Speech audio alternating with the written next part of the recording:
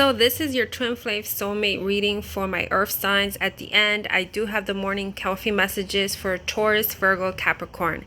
I already see from what I'm picking up that this may trigger you, okay? So if you rather not be triggered, do not continue with this reading. I'm just telling you. I'm just telling you what I pick up off the cards. Now, what's on scene? This is the title of the reading.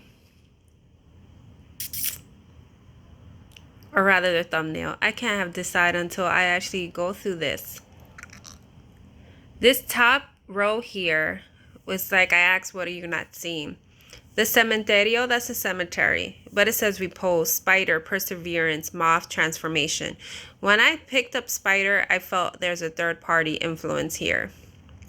The moth was reversed.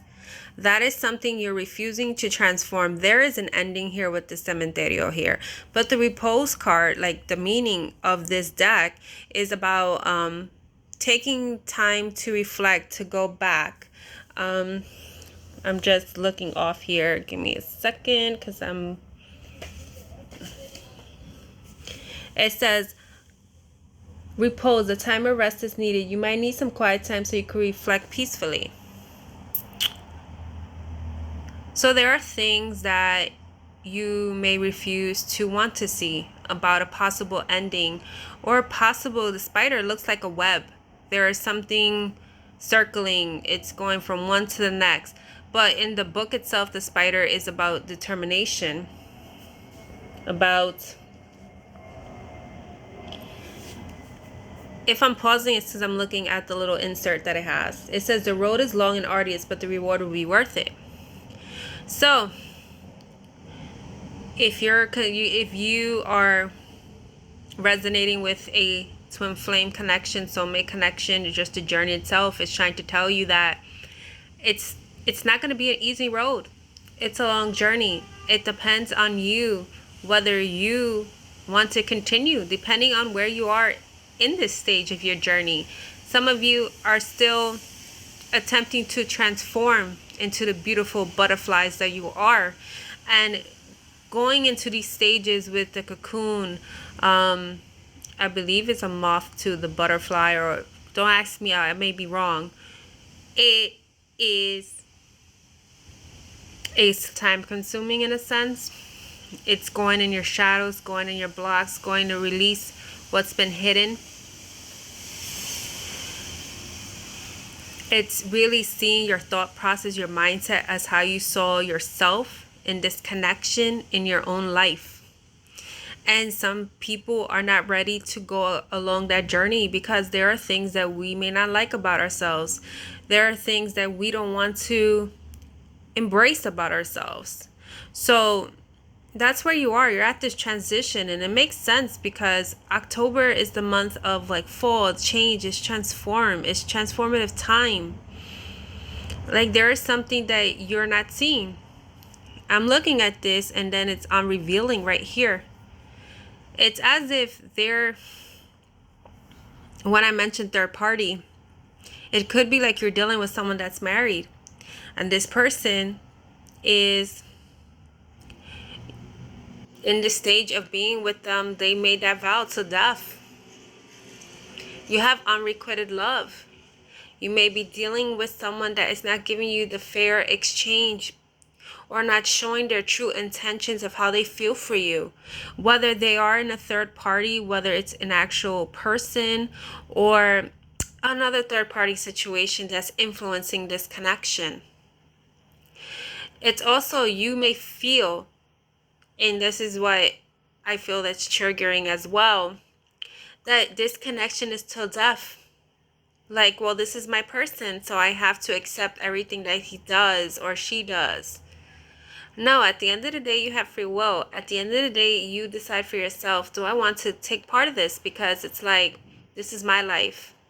So it's also this month where may very well be a time that you may be ending this connection or this pattern that you have. Not to say you'll love this person, not to say that, let them be, I gotta do me. You always have these feelings, but not having this tie that this person is controlling what you want to do for yourself. So the bottom, this is like, well, when I did is what you haven't seen. And this is like with the connection. And usually these are the tarot, like to clear things. So here's the thing. The hangman is also, it ties together about seeing things in a different mindset. It's also telling you it's time to see things, see the truth in a situation. Because the eye is reminding me of the Ace of Swords, so you can get clarity. Then you have the Two of Pentacles. Twos are decisions in itself.